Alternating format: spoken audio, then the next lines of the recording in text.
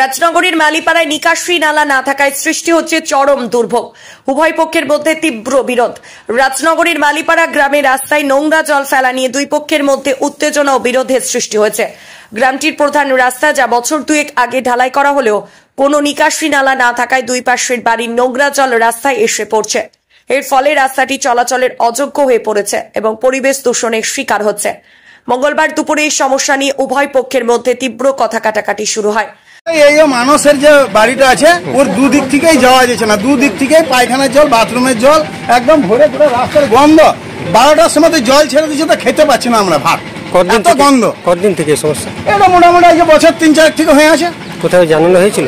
জানানো বলতে গ্রামের লোককে জানানো হয়েছে আর পার্টির লোককে জানানো হয়েছে। আর কি জানাবো, কাকে জানাবো? আজকে পঞ্চায়েত সব জায়গাতে বলা হলো, আবার দেখুক যদি ভালো ব্যবস্থা হয়তো হবে। কোন গ্রামে এটা? মালিপাড়া। তোমার নাম? আমার নাম দুলাল মালাকার। এলাকাবাসী একে অপরকে দোষারোপ করছেন এবং এ নিয়ে উত্তেজনা বিরাজ করছে।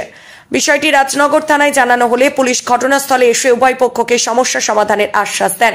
স্থানীয় বাসিন্দারা রাজনগরের ভিডিও এবং পঞ্চায়েত প্রধানকে লিখিতভাবে বিষয়টি সমাধানের জন্য জানিয়েছেন। রাজনগর গ্রাম পঞ্চায়েত প্রধান সরস্বতী ধীবর জানান, পঞ্চায়েতের তরফ থেকে রাস্তাটি ঢালাই করা হয়েছে এবং নিকাশি নালা তৈরির কাজ চলছে।